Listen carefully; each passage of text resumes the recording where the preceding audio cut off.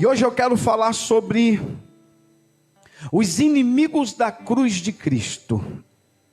O tema do estudo de hoje vai ser os inimigos, Jair, os inimigos da cruz de Cristo. Eu vou até, terminando aqui, irmã Sara vai cantar um louvor bonito com Jair, 291. Sim, eu amo a mensagem da cruz. Olha, eu vou falar sobre cruz e vou falar sobre céu. E se vocês perceberam, os cânticos estavam tudo voltados para cruz e céu. Então vamos ler o que a palavra de Deus nos informa. Filipenses capítulo 3, do versículo 17 ao 21, diz assim a palavra de Deus: sede também meus imitadores, irmãos, e tende cuidado, segundo o exemplo que tende em nós, pelos que assim andam. Porque muitos há, dos quais muitas vezes vos disse, e agora também digo chorando, que são inimigos da cruz de Cristo. O fim deles é a perdição, o Deus deles é o ventre, e a glória deles é para a confusão deles mesmos, que só pensam nas coisas terrenas. Mas a nossa cidade está nos céus, donde também esperamos o Salvador, o Senhor Jesus Cristo, que transformará o nosso corpo abatido, para ser conforme o seu corpo glorioso, segundo o seu eficaz poder, de sujeitar também a si todas as coisas. Pode se sentar, queridos. Então nós estamos estudando Filipenses, no capítulo 3, e Paulo está escrevendo esta carta. A carta é considerada a carta da alegria de Paulo. Pelo menos 14 vezes, no mínimo 14 vezes, Paulo cita alegria ou regozijar, alguma coisa parecida com isso.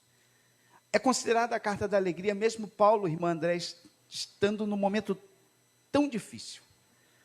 E no capítulo 3, eu queria muito a sua atenção, porque eu vou ministrar alguns versículos aqui, e esses versículos são ensinamentos para a igreja dos nossos dias. Mesmo que Paulo esteja escrevendo para aquele momento, para os problemas que estavam afligindo a igreja em Filipos, mas a palavra de Deus, ela é viva e eficaz. Então esta palavra não foi apenas para os filipenses, mas esta palavra é para nós, hoje aqui, e será para os irmãos de amanhã, porque a palavra de Deus pode passar os céus e a terra, mas a palavra de Deus não passará, ela permanece. E Paulo escrevendo, eu queria a tua atenção para que você entendesse, o versículo 17, ele diz assim: sede também meus imitadores. Acompanhe comigo, olha. Sede também meus imitadores. Pode ficar, Lorena, pode ficar. Mas não tem criança não, tem não, só tem ele só. Mas vocês têm que sair, não é agora, né? Agora é a palavra. Tá, então deixa, fique aí, deixa eles aqui hoje. Sede também meus imitadores. Vou repetir, vamos repetir todos juntos numa só voz o versículo 17 para a gente sintonizar bem a mensagem. Vamos lá. Sede também meus imitadores, irmãos, e tende cuidado segundo o exemplo que tendes em nós, pelos que assim andam. Pastor, olha esse versículo aqui. Paulo chama a responsabilidade de sede meus. Deixa eu aguardar aqui. Vai, também. Sede meus imitadores. Parece que Paulo chama para si a responsabilidade, porque havia um grande problema na igreja de Corinto, de Filipos. Sabe qual é o problema? A falta de referencial. Eu não sei se hoje nós temos esse problema, mas havia um grande problema em Filipos, a falta de referencial. Parecia que pessoas da igreja estavam sendo maus exemplos. Eu queria perguntar para você que veio aqui nessa noite. Hoje também nós temos maus exemplos no meio evangélico? Maus exemplos? Isso já no tempo de Paulo era comum. Porque ele diz assim: sede meus imitadores, irmãos, e tende cuidado segundo o exemplo que tende em nós pelos que assim andam. Parece que naquele tempo já haviam pessoas que não andavam, Fernanda, segundo aquilo que os apóstolos ensinavam. Não andavam segundo a mesma regra de fé. Não andavam segundo a palavra, mas eles se declaravam cristãos. Mas o problema não estava em se declarar cristão. O problema estava no comportamento, nas atitudes. O problema aqui é que eles estavam sendo influenciados por pessoas que não estavam andando segundo a palavra de Deus. E aí eu quero parar aqui. Agora eu quero parar aqui. Queria muito a sua atenção para isso. Porque o grande dilema que temos hoje, sabe qual é, irmãos? O grande dilema que temos hoje é muitas pessoas sendo influenciadas por pessoas que não têm comunhão com Deus. Já aí a gente vive um tempo muito difícil, onde muita gente está sendo influenciado, monitorado. É mentorado o termo que dá, Fernanda? É mentoria? Por gente que você nem conhece, nem sabe quem é. É porque na internet ela fala bem, ele fala bem, e essas pessoas estão sendo influenciados por exemplos de vida que a gente nem sabe quem é. Mas Paulo diz assim: sede meus, vocês me conhecem, eu andei com vocês, vocês conhecem o meu comportamento, as minhas atitudes, o meu parecer, o meu proceder, sede meus imitadores. Por quê, José? Porque lá em Filipos havia um grupo de pessoas que não tinham testemunho de vida, que não tinham comportamento de crente, mas estavam na igreja, andavam com os crentes, cantavam com os crentes, participavam dos cultos. Todavia, eles não davam testemunhos.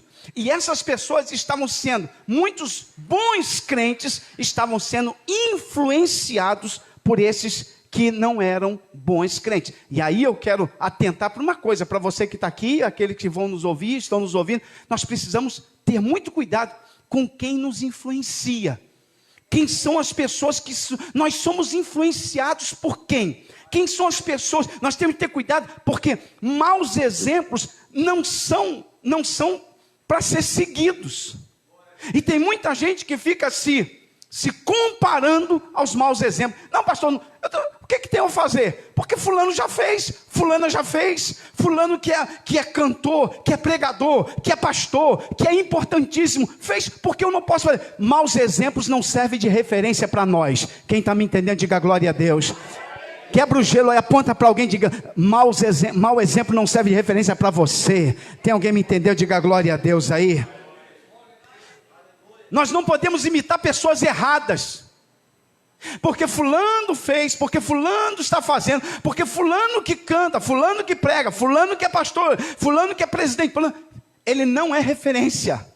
Nós não podemos ser imitadores de pessoas que não são referências para nós. Por isso Paulo vai escrever, chamando a atenção da igreja de Filipe, vai dizer: sede também meus imitadores, irmãos, e tende cuidado segundo o exemplo que tende em nós. Não fique olhando os maus exemplos, procure seguir bons exemplos. Tem alguém me entendeu? Diga glória a Deus aí. Não siga pessoas erradas, senão para o buraco que ele vai, você também vai. Quando um cego quer guiar outro, vão os dois para o mesmo buraco. Ou seja, nós precisamos ser imitadores de pessoas que sejam dignas de serem imitadas. Tem alguém me entendendo? Diga glória a Deus.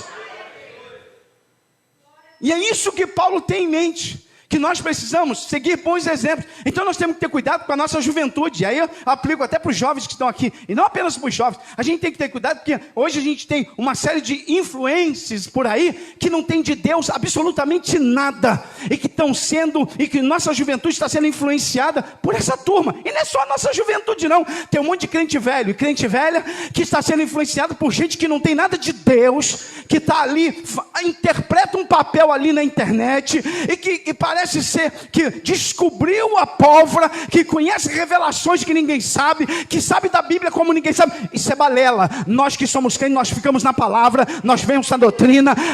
Quem deve nos ensinar a palavra é o nosso pastor e o Espírito Santo de Deus. Isso é o suficiente para nós crescermos na graça e no conhecimento da palavra de Deus.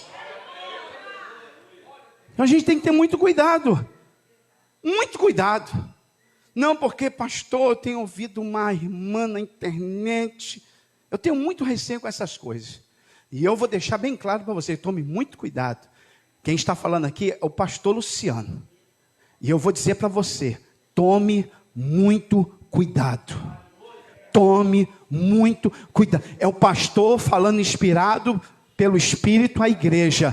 Tome muito cuidado com gente que está te influenciando na internet. E é o que Paulo tem em mente. Ele diz, sede também meus imitadores. Porque quem é o pastor da igreja? Paulo. Irmãos, e tende cuidado, segundo o exemplo que tendes em nós, nos que pastoreavam eles, os que cuidavam da igreja. Olhe para eles, o modo de viver deles. Por quê? Porque tinha gente dentro da igreja que não tinha vida com Deus, que não tinha temor de Deus, mas que estavam influenciando pessoas dentro da igreja. E tem muita gente assim, que ao invés de ser influenciada pelo Espírito de Deus, influenciado pela palavra de Deus, está sendo influenciado por uma pessoa que não tem nada de Deus, que não tem nada do Senhor, que não tem vida com Deus. Quem está me entendendo, diga glória a Deus aí. Foi dada a palavra. No versículo 18, acompanhe comigo o texto, diz assim, capítulo 3, versículo, porque muitos há, marque isso na sua Bíblia, se você gosta de marcar, muitos há. É interessante que ele não diz assim, é que houve muitos, não, muitos há. Isso significa que Paulo está dizendo que no tempo dele, no momento que ele estava escrevendo, haviam muitos dentro da igreja nessa condição. E eu aplico para nós hoje, dizendo que esses muitos continuam dentro da igreja. Muitos há, dos quais muitas vezes vos disse, aqui é uma palavra pastoral, muitas vezes vos disse, às vezes o pastor costuma ser chato, sabe por quê? Porque ele fala a mesma coisa sempre, mas pastor é como se fosse um pai espiritual, e ele não vai recear de falar a mesma coisa. Não é assim com o seu filho? Para educar você não fala várias vezes a mesma coisa? Ou seu filho tem a capacidade de uma vez só que você falou, pronto, é perfeito. Ou você tem que falar hoje, falar amanhã, falar na quarta, na quinta, na sexta. E Paulo diz, porque muitas vezes vos diz. Paulo está dizendo assim, eu já avisei para vocês, eu já falei para vocês, vocês já estão cansados de me ouvir, e eu vou falar outra vez. Mas sabe qual é o problema, Fernando? É que hoje nós queremos uma revelação nova, nós queremos novidade, nós queremos algo que nós nunca ouvimos, nós estamos cansados da doutrina, queremos alguma coisa diferente, e é esse diferente que o diabo trabalha. Mas nós não precisamos de diferente, nós precisamos da palavra, da doutrina, do ensino, da verdade, desta palavra que já tem mais de 2000 anos nas nossas mãos. É esta palavra antiga e eficaz, atual, que nós precisamos. Tem alguém me entendendo? Diga glória a Deus. Crente que começa a ser fascinado por novidade, irmão. Eu estou vendo muito crente se perdendo por causa de novidade. Não, porque eu tenho que ir para um lugar onde tenha novidade. Novidade.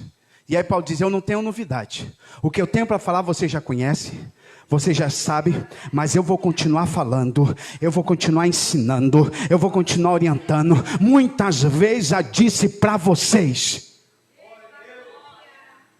Temos que ter muito cuidado com novidades. E nós vivemos num tempo de novidades. Existem novidades que são até de Deus, eu não duvido, mas algumas não. E aí a gente tem muito cuidado. E ele diz, muitas vezes vos disse, e agora também digo, vou repetir, vou dizer de novo, vocês já estão cansados de ouvir, já falei várias vezes para vocês, mas eu vou repetir. E agora parece que Paulo é tomado de uma comoção. As lágrimas começam a correr do rosto de Paulo, e Paulo está escrevendo, irmão, a carta da alegria. O que fez Paulo escrever a carta da alegria chorando? O que vai fazer esse pastor chorar? Será que são os problemas da igreja? Não, o problema de igreja não fazia Paulo chorar. Paulo era muito maduro, sabia lidar com problemas de igreja. Prisão fazia Paulo chorar? Não, não fazia Paulo chorar. Paulo diz, eu sou preso de Cristo. Não, está tranquilo. Açoites? Não, quando açoitaram ele cantava e orava dentro da prisão. O que fez esse homem chorar? Um homem que não chorou diante dos açoites, um homem que não chorou diante das traições, um homem que não chorou diante dos problemas, um homem que não chorou diante de um monte de coisa, e agora ele está chorando como uma criança. O que fez o apóstolo Paulo chorar? Os inimigos da cruz de Cristo. Essas pessoas que ele chama de inimigos da cruz de Cristo. E ao se referir a eles, Paulo começa a chorar. E por que são inimigos da cruz de Cristo? Porque negavam o Evangelho. Negavam a cruz de Cristo. Pastor, eram ateus? Eram hereges? Não. Eram pregadores que estavam dentro da igreja. Homens que estavam dentro da igreja ensinando heresias em nome de Deus.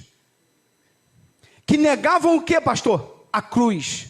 A cruz é símbolo de sofrimento, de aflição, de renúncia. Certamente era o evangelho da prosperidade daquela época. Você só vai ter vitória. É só bênção de Deus na tua vida. No mundo você não vai ter luta, porque Deus vai livrar você de todas as lutas. Aí vem Paulo e diz, este evangelho não é o evangelho da cruz. O evangelho da cruz vai nos ensinar a renunciar, a carregar a cruz, a nos humilhar. O evangelho da cruz vai nos ensinar que no mundo nós temos aflições, que nós vamos ter perdas, nós vamos ter lutas, nós vamos ter problemas, as enfermidades podem vir, mas tem uma coisa, mas o Senhor está conosco em todos os momentos. Tem alguém me entendendo? Diga glória a Deus aí. O evangelho da cruz, os inimigos da cruz são aqueles que pregavam bonito, falavam bonito e estavam enganando a igreja. E aí Paulo, ao saber disso, alguém contou para Paulo na prisão, certamente Epafrodito disse, Paulo, eles estão pregando um monte de coisas erradas, eles estão negando o evangelho da cruz, eles estão negando o sofrimento do cristão, eles estão dizendo que o cristão não precisa passar por essas lutas, essas aflições. Aí Paulo, chorando, começa a escrever, diz, cuidado com os inimigos da cruz, cuidado, aponte para alguém e diga, cuidado com os inimigos da cruz. Eles estão em cima do púlpito, eles estão pregando bonito, eles falam bonito, eles têm truques de psicologia, eles têm truques de um monte de coisa, mas eles não pregam a verdade, o evangelho que transforma, que liberta, que quebra. Alguém está me entendendo? Diga glória a Deus aí. Ele não prega a verdade.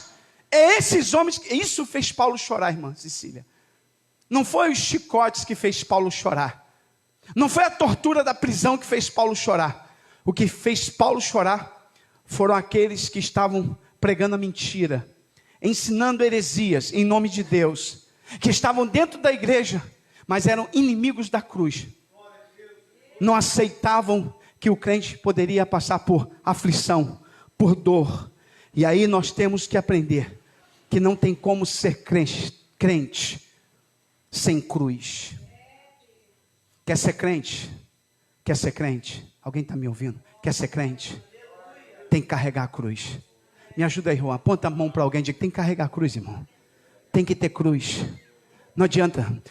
A gente quer, sabe o que a gente quer, Everson? A gente quer melhorar o evangelho.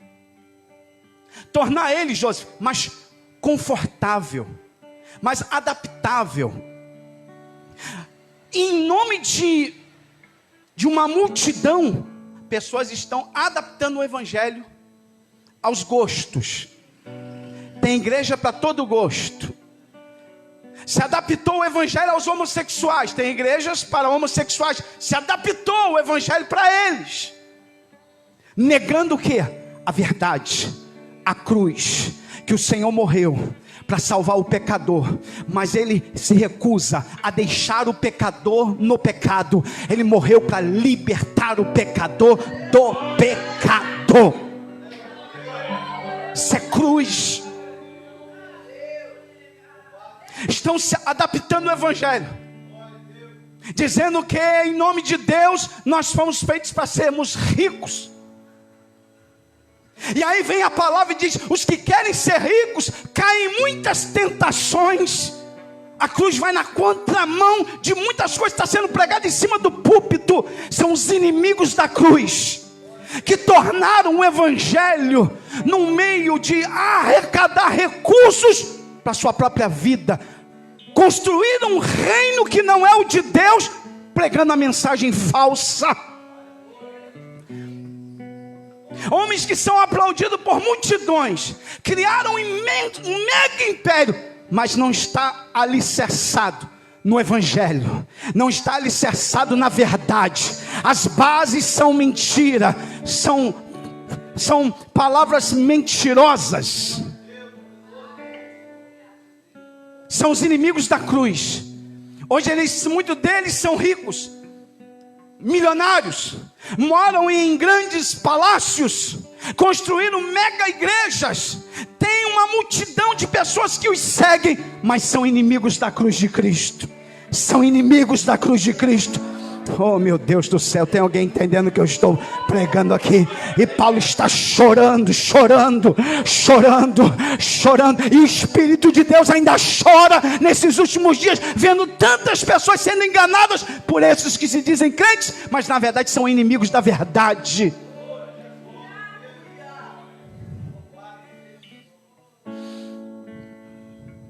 Pastor, prova que o senhor está falando. Espera aí, então vamos para a Bíblia. Abre a tua Bíblia em 2 Pedro. Segunda carta do apóstolo Pedro. Obrigado, Juan.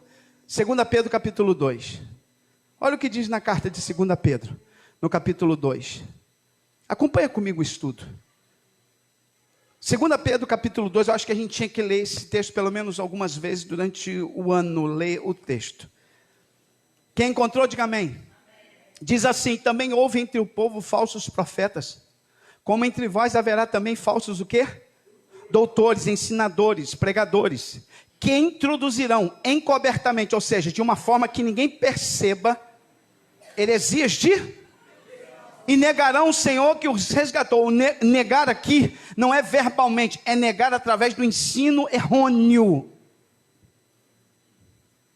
Negarão o Senhor que os resgatou, trazendo sobre si mesmo repentina perdição. E muitos, versículo 2, seguirão as suas dissoluções, pelos quais será blasfemado o caminho da verdade. Versículo 3, e por avareza, amor ao dinheiro, farão do rebanho negócio com palavras mentirosas, com mensagens mentirosas, com ensinos mentirosos, sobre os quais já de largo tempo não será tardia a sentença, e a sua perdição não dormita. Porque se Deus não perdoou os anjos que pecaram, mas havendo-os lançado no inferno, os entregará, entregando em cadeias de escuridão, ficando reservado para o juízo, e não perdoou o mundo antigo, mas guardou Noé. Então Deus tem uma sentença reservada para essa turma. Está em 2 Pedro, no capítulo de número 2. Que fazem da igreja um negócio, que em nome de Deus enganam. É uma venda de amuleto dentro da igreja. Um dia desse, pasmem vocês, eu vi um pastor vendendo estolas sacerdotais, estola. E a pessoa fazia o pedido do que você queria. Eu quero um carro, eu quero uma casa. Então vem, compra a estola e leva, que Deus vai te dar a casa, Deus vai te dar o carro. E uma multidão de gente comprando. 100, 200, 300, 500 reais cada uma. Fizeram da igreja um grande negócio. Aí eu me lembro de Jesus. O dia que Jesus entrou no templo, com um azarroga de cordéis na mão, e aí ele começa a derrubar a mesa dos cambistas que vendiam, que fizeram da fé um grande negócio, e o Senhor começa a quebrar e diz: não façais da casa de meu pai covil de salteadores, porque esta casa será chamada casa de oração.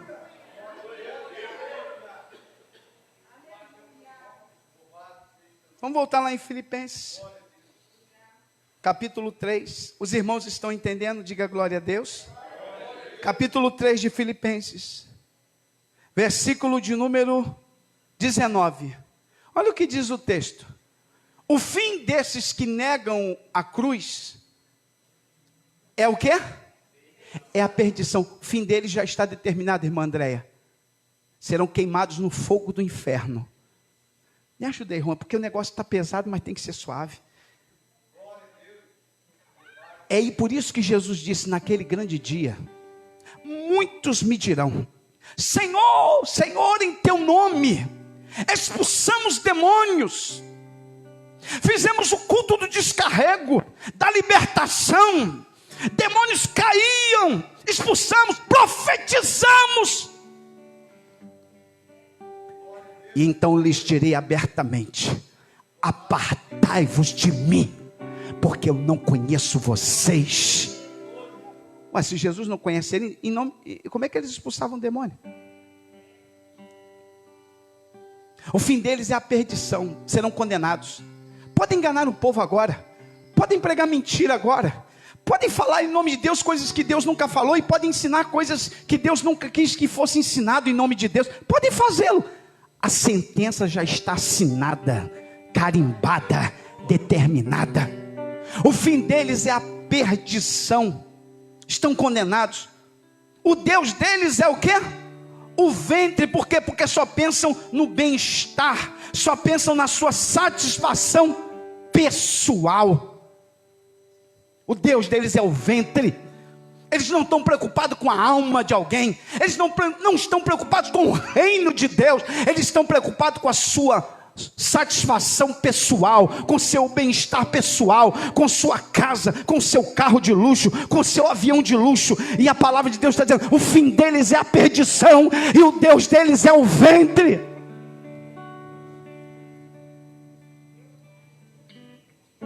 E aí, irmã Cecília, eu volto no versículo anterior. Paulo dizendo: não deixa essa gente te influenciar. Diga para alguém que está dizendo: não deixa essa gente influenciar, irmão. Não deixa. Não, porque pastor, aquele homem tem uma unção tão grande. Você tem que ver o avião que ele tem, o carro que ele tem. Ele chega de Mercedes, último modelo para pregar. Cuidado, irmãos. Cuidado. Nem toda riqueza vem de Deus. Uma das propostas do diabo para Jesus foi: se tu prostrado me adorares, eu te darei todas as coisas. Te dou tudo isto. Te dou glória, te dou riqueza. Há pouco tempo eu vi uma coisa que eu não acreditei. Um pastor de Moçambique denunciou. Um pastor de Moçambique veio pregar no Brasil, denunciou pastores brasileiros que estavam indo em Moçambique aprender com bruxos de Moçambique truques para extorquir dinheiro na igreja, truques de bruxaria. E ele falou: e eu estou falando com conhecimento de causa. Cuidado, irmão. O pastor prega muito, fulano prega muito, fulano é muito usado por Deus. Olha, pastor, é milagres que acontecem, mas é muitos milagre não converte ninguém. Milagre não é autenticação que alguém tem comunhão com Deus. Milagres não significam absolutamente nada. O que vai identificar alguém como homem e mulher de Deus é o seu caráter. Oh meu Deus, tem alguém entendendo o que eu estou pregando aqui? É caráter que faz a diferença. É caráter. Você conhece essa pessoa, sabe de onde ela vem, quem é a família dela, quais são as origens, o que ele ensina, com quem ele vive. Ele já está na quarta esposa e tem um monte de gente seguindo essa turma. É um prostituto sobre o altar pregando, um imoral, indecente, homem de muitas mulheres, de muitas amantes, pregando, e o povo seguindo essa turma. O Deus deles é o ventre, e a glória deles é para a confusão deles mesmos, que só pensam em quê? Só pensam em quê? Você conhece alguma igreja que só pensa nas coisas terrenas? Que as propostas são para a terra, Você conhece alguma mensagem que só fala das coisas da terra, que só leva o crente a pensar nas coisas da terra, que só leva o crente a cobiçar a terra, que nunca leva o crente a pensar no céu? São os falsos, é o falso evangelho, é a falsa mensagem, é a falsa, porque o verdadeiro evangelho vai te levar para o céu, o verdadeiro evangelho vai fazer você pensar no céu, o verdadeiro evangelho vai fazer você pensar menos na terra e mais no céu, menos aqui embaixo e mais lá em cima. E o falso vai trazer os teus olhos para a terra. Lembra do diabo? Mostrou a terra e disse: te dou todos os reinos. Aí Jesus olha para o céu e diz: vai, Satanás, eu não preciso disso. Os meus olhos não estão na terra, estão no céu. Tem alguém me ouvindo? Diga glória a Deus. Só pensam nas coisas da terra, só olham para as coisas da terra. São materialistas, avarentos, fingem ser cristãos, egoístas, só estão interessados em seu bem-estar pessoal, em sua riqueza. Tem um texto de Timóteo, eu vou ter que ler com você. Abre a tua Bíblia em 2 Timóteo capítulo 3. 2 Timóteo capítulo 3. Isso aqui é para nos alertar, para a gente não ser bobo, para abrir a televisão e às vezes ou na internet encontrar um desses assim e ser levado por engano. Tem uma igreja que está firmada na rocha, tem uma igreja que está firmada na palavra, na doutrina, no ensino. Nós estamos vendo a era do engano, e esta era do engano é porque se aproxima a volta do Senhor, e o engano há de se proliferar sobre a terra. E nós como igreja só tem uma forma de cortar este veneno, é com a palavra. É com a palavra, só a palavra corta o veneno da mentira, do engano. Oh, aleluia, tem alguém me entendendo? Diga glória a Deus. 2 Timóteo capítulo 3 diz assim: sabe porém isto, meu filho Timóteo. A última carta de Paulo, e ele está escrevendo a Timóteo, certamente considerando coisas importantes para Timóteo. Sabe porém isto, que nos últimos dias sobrevirão tempos o quê? E por que os tempos serão trabalhosos? Porque haverá o quê? Homens amantes de quem? Só pensam em si mesmos, avarentos, amor ao dinheiro, presunçosos, se acham muito espirituais. É o segundo vice-deus. Eu tenho unção, então eu determino sobre a tua vida. Quem é você para determinar alguma coisa? Quem é você para determinar alguma coisa? Um dia desse eu vi um desses aí: vem para cá que eu vou orar, porque eu vou transferir o que eu tenho para você. Quem é você? Quem somos nós? Trapos de imundícia, pedaços de barro, cacos de barro. Quem somos nós para transferir unção? Só Deus transfere unção, se Ele desejar transferir de um para o outro. É Ele que tirou de Moisés e colocou nos 70. Não foi Moisés que colocou sobre eles. Ninguém tem autoridade para fazer isso. Eu não tenho autoridade sobre o Espírito Santo. É o Espírito Santo que tem autoridade sobre a minha vida.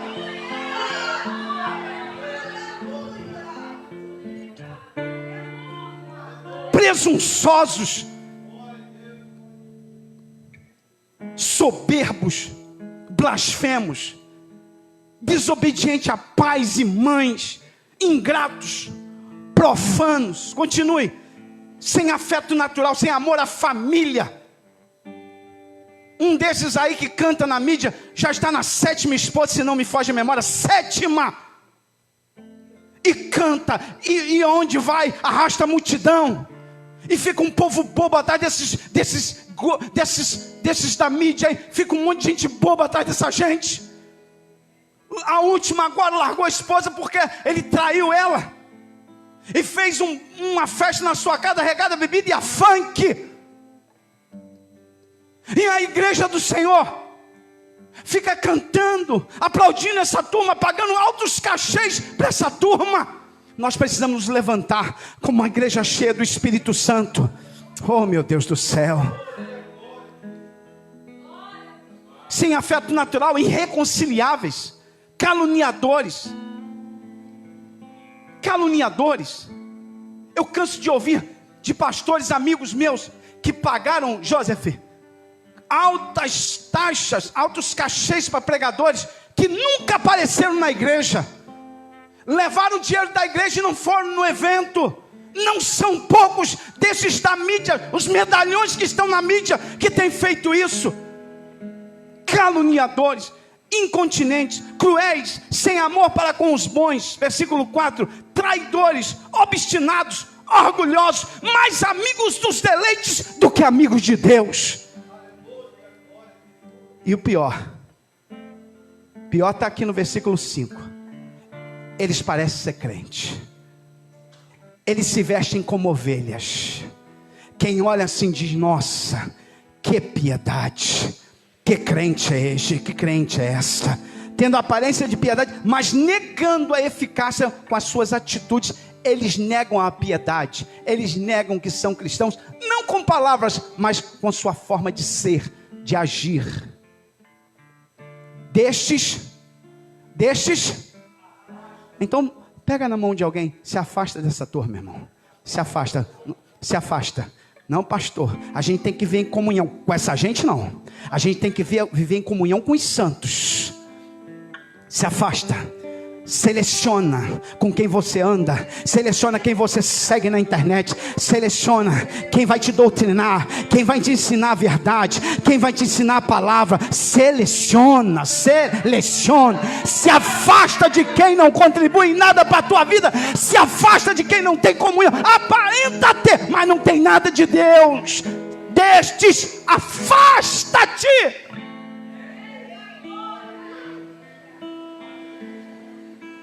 Corta a relação, rompe. Não é crente, ele diz ser, mas não é. Rompe, não traz para dentro da tua casa, não. Rompe mesmo. Tem alguém ouvindo o que eu estou pregando? Diga glória a Deus. Pastor, mas eu devo tratar como inimigo? Não, Senhor, pode dar a paz do Senhor, pode cumprimentar, não guarda inimizade, não guarda nada no coração, mas não serve para ser teu amigo íntimo, não serve para estar na sua casa, não serve para ser alguém que vai orar com você, não serve, então se afasta, porque pode ser que vai te influenciar para o mal, para o lado errado, para a desobediência, pode ser que vai te influenciar para você sair da tua igreja e para outra igreja, pode ser que vai te influenciar contra o teu próprio líder, contra o teu próprio, se afasta dessa gente que não tem nada de Deus. Ah, pastor, que palavra. Falei que ia chegar um negócio amargo para nós.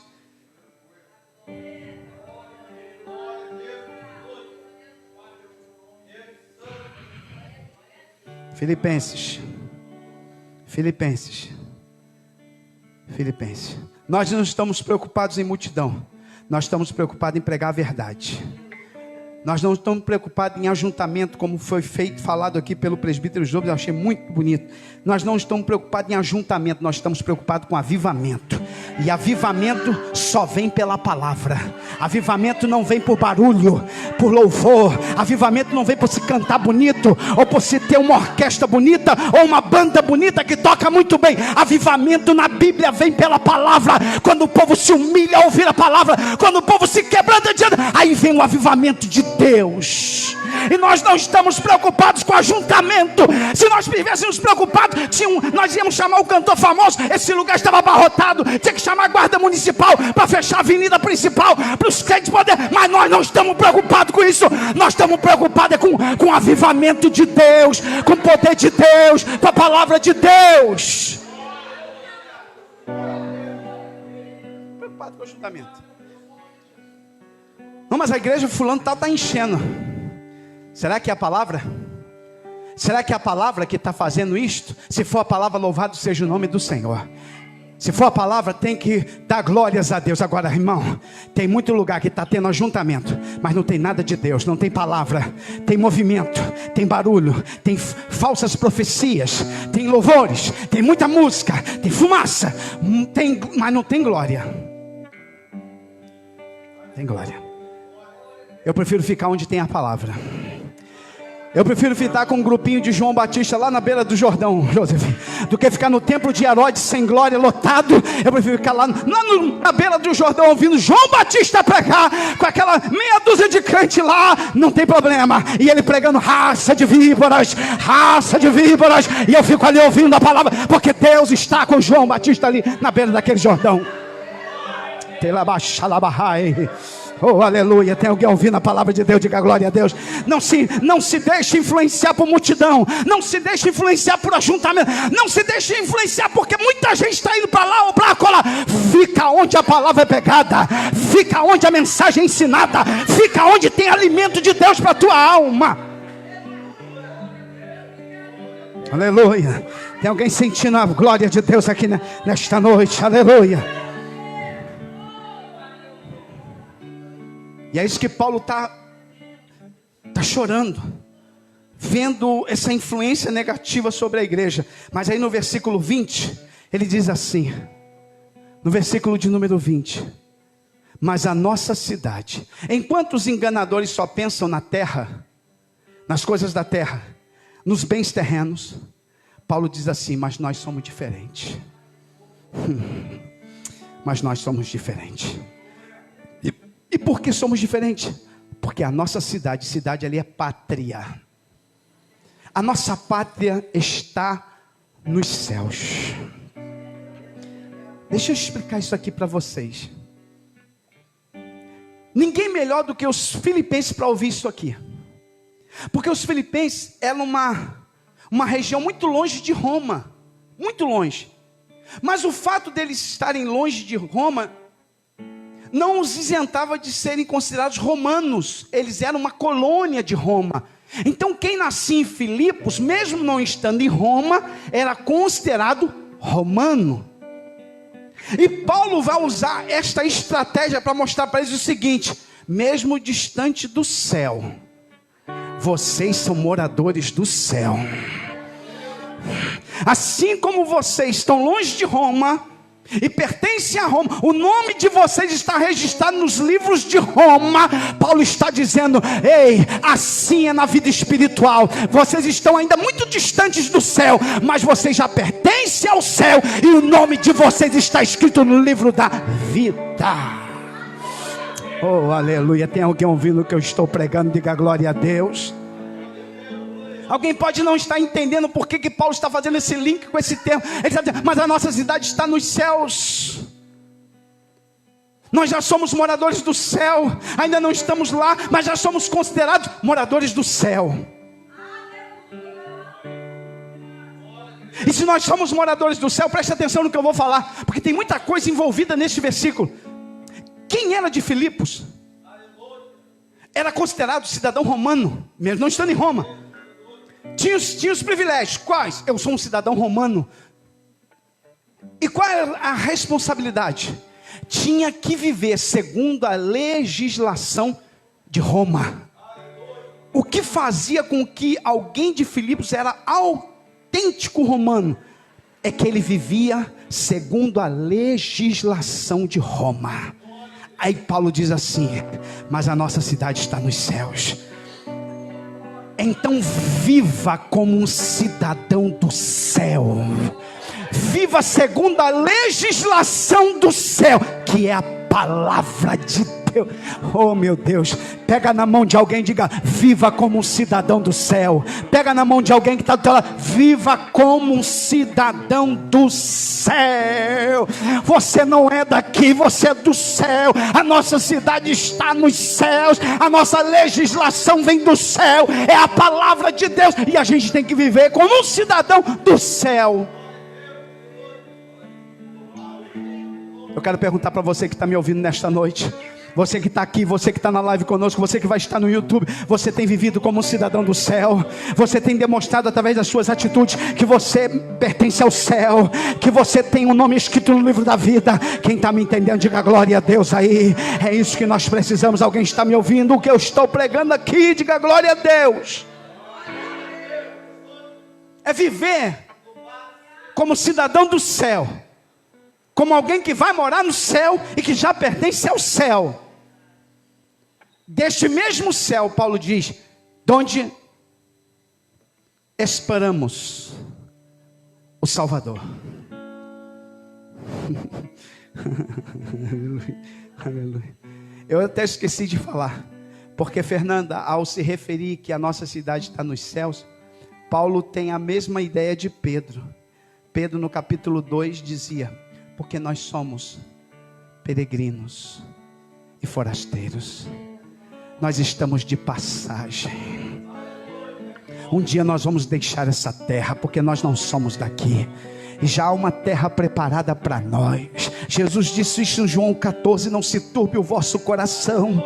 Credes em Deus, crede também em mim, porque se não fosse assim eu não vou teria dito, porque eu vou preparar lugar, oh aleluia, para que onde eu estiver, estejais vós também. Há uma terra preparada para nós. Nós estamos de passagem por este mundo, nós somos peregrinos e forasteiros, e assim como Deus abriu o mar vermelho para Israel chegar na terra da promessa, Deus vai rasgar o céu para a gente entrar na terra da promessa. Quem entende, diga glória a Deus aí.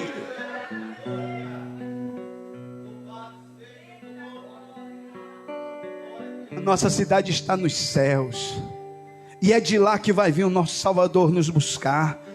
Nós somos peregrinos e forasteiros nessa terra, e estamos esperando de maneira ansiosa. Ansiosa. Quem está esperando de maneira ansiosa? Quem está esperando de maneira ansiosa o nosso Senhor? Quem está aguardando com ansiedade? Ai, Maranata, Maranata, Maranata, Maranata. Ora vem, Senhor Jesus. Tem alguém que está orando comigo nesta noite? Tem alguém nesta noite aqui que está orando comigo, está dizendo: ora vem, Senhor Jesus. Oh meu Deus, eu não vejo a hora, eu não vejo o dia, o momento em que eu vou deixar essa terra. Oh meu Deus, eu estou aguardando, esperamos o Salvador, é de lá, Ele está vindo, a qualquer momento Ele vai chegar, e nós estamos esperando de maneira ansiosa.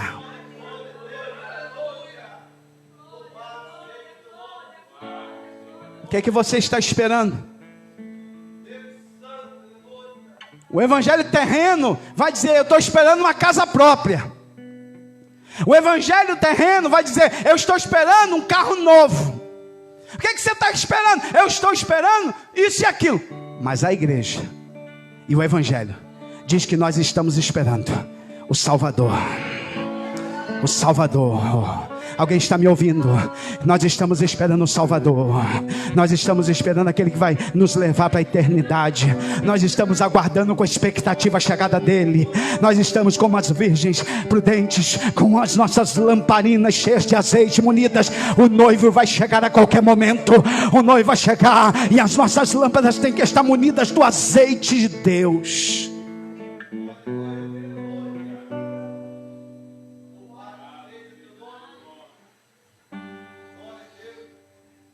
Aonde um falso evangelho é pregado, não se fala nem de volta de Jesus. Aonde o falso evangelho é pregado, os inimigos do evangelho, os inimigos da cruz, o Everson, eles nem tocam no assunto de arrebatamento de igreja. Quer saber uma igreja falsa? Pastor, dê uma dica de uma igreja onde um falso evangelho é pregado, onde os inimigos da cruz pregam. É uma igreja que não fala do céu, só fala da terra. Uma igreja que não fala da volta de Jesus, que não fala que a igreja vai morar no céu. É a igreja que é inimiga da cruz, que nega o sofrimento. Ele chega a botar uma placa enorme na frente da igreja e diz: chega de sofrer. Nós só vamos deixar de sofrer quando nós entrarmos no céu. Alguém está me ouvindo que eu estou pregando? É lá que termina o nosso sofrimento. Está escrito em Apocalipse: e Ele limpará dos nossos olhos toda lágrima. Acabou o sofrimento quando a gente chegar no céu. Aqui na terra tem sofrimento, aqui na terra tem luta, aqui na terra tem prova, aqui na terra os crentes passam por dificuldades, os crentes ficam doentes, aqui na terra crente fica desempregado, aqui na terra a gente é traído, decepcionado. Mas tem uma coisa: minha graça te basta, diz o Senhor. Minha graça te basta. Alguém está ouvindo? Minha graça te basta, diz o Senhor. Aguenta firme, meu irmão. Jesus está voltando para buscar a sua igreja. Isso é o evangelho verdadeiro. Isso é a palavra de Deus verdadeira.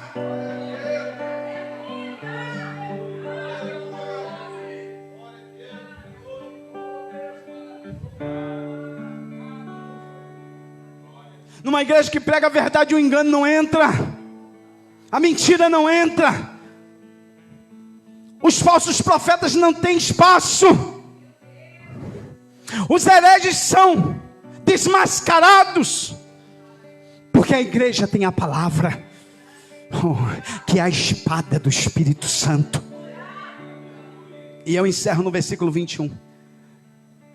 quando Paulo diz assim: Ele vai vir, Ele vai chegar, lá do céu, de onde nós iremos ir, Ele vai vir buscar-nos, e Ele vai fazer o seguinte: Ele vai transformar o nosso corpo abatido. Sabe, o corpo amortecido pela idade, pelos problemas, pelas doenças, não te preocupa não. Deus tem um corpo novo para mim e para você. Ele vai nos fazer, vai nos transformar à imagem dele. Oh, aleluia. Conforme o seu corpo glorioso, segundo o seu eficaz poder. O poder de Deus vai transformar o meu corpo. Eu vou ser transformado. Quando? 1 Coríntios, eu encerro. Abre comigo a Bíblia, 1 Coríntios capítulo 15. E a gente lê, e a gente ora, e termina esse breve estudo da palavra. 1 Coríntios capítulo 15. Abre a tua Bíblia, no versículo de número 51. Abra a sua Bíblia, por favor. 1 Coríntios 15, 51. Quem achou, diga amém. Eis aqui vos digo um mistério. E mistério aqui não é mistério igual se fala nas igrejas, né? Mistério aqui é algo, é mysterion, é algo que já foi revelado. Mistério aqui é algo que estava oculto na antiga aliança, mas que na nova, Deus descortinou.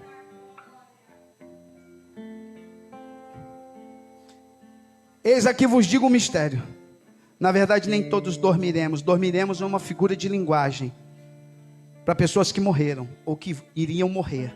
Mas todos seremos transformados. No momento, no abrir e fechar de olhos, ante a última trombeta. Porque a trombeta vai soar.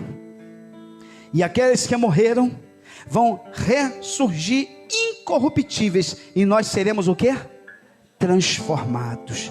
Porque convém que isto que é corruptível, nosso corpo mortal, se revista da incorruptibilidade, ou seja, nunca mais vai morrer. E que isto que é mortal se revista da imortalidade. E quando isto que é corruptível se revestir da incorruptibilidade, e isto que é mortal se revestir da imortalidade, então cumprir-se a palavra que escrita está: tragada foi a morte na vitória. Acabou para a morte, ela foi derrotada por completo, ela não vai ter mais vez na minha vida. Aí Paulo brada e diz: onde está a morte, o teu aguilhão? Onde está, ó inferno, a tua vitória? Na vida dos santos, nem a morte, nem o inferno vencerão, porque nosso Deus é maior do que a morte, que o inferno. Quem crê nisso, levanta a mão e diga glória a Deus aí. Ah, meu Deus, aponta para alguém e diga: você vai vencer a morte e o inferno em Jesus Cristo.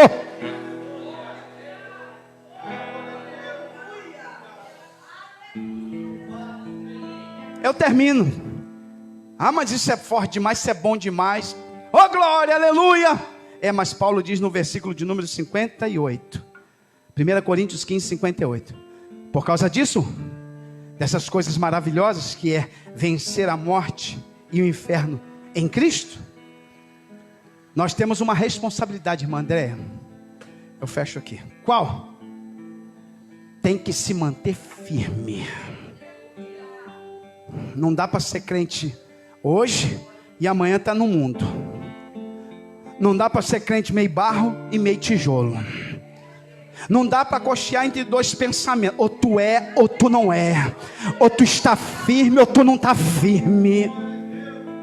Oh, aleluia. Oh, aleluia. Tem alguém ouvindo o que eu estou pregando? Tem que estar firme e constante. É todo dia. É crente todo dia. É janeiro, fevereiro, março, abril, maio, junho. Firme, firme, firme, firme, firme, firme. Firme e constante, sempre abundante. Aonde? Na obra, atuante, fazendo alguma coisa, envolvido. É limpar a igreja, é cuidar das crianças, é evangelizar, é tocar, é pregar, é ensinar, é falar do amor de Deus, é visitar pessoas, é fazer um culto aqui ou acolá, não importa. Eu quero estar envolvido na obra, porque a qualquer momento Jesus vai me buscar, e eu não posso me apresentar de mãos vazias. Eu tenho que estar atuante, eu tenho que fazer alguma coisa, eu tenho que evangelizar, falar do amor de Deus. Eu preciso me envolver mais. Eu vou cantar com as irmãs, eu vou cantar com os jovens, eu vou dizer: pastor, eis-me aqui, pode me colocar na visitação, pode me colocar no evangelismo. Eu quero me envolver. É isto, é estar sempre abundante na obra do Senhor, sabendo que aquilo que a gente faz para Deus, que o vosso trabalho, o trabalho que fazemos para o Senhor, não é vão. Valdenir, não é vão. Saiu do trabalho, não saiu cansado agora. Trabalhou hoje, saiu cansado do restaurante, imagine, correria. Mas ele falou assim: não, eu vou para a igreja, eu vou adorar, eu vou ouvir a palavra. Não é em vão. Loiane, não é em vão. Irmãos que hoje talvez tiveram um dia fadigado de trabalho, de dificuldade, meu Deus, só Deus sabe como é que eu chego. Não é em vão, não é em vão. Hoje Deus está te fortalecendo, hoje Deus está me fortalecendo, hoje Deus está te renovando, hoje Deus está te encorajando, hoje a palavra de Deus está sendo injetada na tua alma. Oh, aleluia. Tem alguém ouvindo o que eu estou pregando aqui? Vale a pena estar na casa de Deus, vale a pena ver o culto, vale a pena ouvir a palavra. Isso vai me fortalecer, isso vai me encorajar, isso vai me tornar um crente ainda mais abundante na casa de Deus, mais firme na presença do Senhor. Fica de pé para a gente orar. Fica de pé para a gente orar. Presbítero Jô, faz uma oração aqui em nome de Jesus. Pede ao Senhor que esta palavra esteja firme em nosso coração, e que nós venhamos dar muitos frutos. Deixa esse versículo isso. Meus amados irmãos, sede firmes e constantes. Ore, Joseph, por cada um de nós que entrou aqui, para que nós sejamos firmes e constantes, sempre abundantes na obra do Senhor. Vamos orar em nome de Jesus. Senhor Deus e Pai, nós bendizemos o Teu nome por essa oportunidade que o Senhor nos concede, estar na Tua casa, aprendendo a Tua palavra, recebendo, Senhor, o alimento espiritual nesta noite. Te agradecemos pela vida dos nossos irmãos, das nossas irmãs que se encontram na Tua casa. Ajuda Teus filhos a permanecer firmes e constantes, sempre abundantes em Tua obra. Guarda a Tua igreja, guarda o Teu povo. Que não venhamos dar ouvidos, Senhor, a falsos profetas, mas que possamos meditar na Tua palavra dia e noite, noite e dia. Guarda a Tua igreja, guarda o Teu povo. Que possamos, Senhor, estar firmes contigo. Que possamos estar, ó Pai, a cada dia, meu Senhor, compromissados com o Teu reino. Compromissados, Senhor, em fazer a Tua obra, em fazer a Tua vontade. Abençoa cada um, ó Pai, que ouviu esta palavra pela live, Senhor. Ó Deus, que o Senhor possa estar visitando os Teus filhos, ó Pai, nos seus lares, confirmando a Tua palavra nos corações, e encorajando os Teus filhos, meu Senhor, a continuar pregando o Evangelho verdadeiro, o Evangelho genuíno. Ó Pai, dá-nos uma noite abençoada em Tua presença. Guarda o Teu povo, sê conosco. É a oração que fazemos a Ti, em nome de Jesus. Vamos aplaudir o Senhor nesta noite pela palavra. Deus abençoe a todos. Quantos foram abençoados pela palavra de Deus? Estenda as tuas mãos. Senhor, nós te louvamos nessa noite por tudo que fizeste aqui, pela palavra que nos ensinou nesta noite. Que nós possamos retornar com esta palavra viva em nosso coração, meditando nesta palavra que é tão forte e poderosa, e aguardando com expectativa a Tua vinda, a Tua volta, para nos levar para o céu, e assim estaremos para sempre com o Senhor. Pai, muito obrigado por esta noite memorável, em o nome de Jesus, amém. Que o grande amor de Deus, nosso eterno Pai, a graça bendita de Jesus Cristo e a comunhão e consolação do Santo Espírito seja sobre toda a igreja que aguarda com alegria a vinda de Jesus Cristo em glória, e todos digam: e a vitória é nossa. Então cumprimenta alguém que está do seu lado com a paz do Senhor. Que Deus abençoe a todos, em nome de Jesus.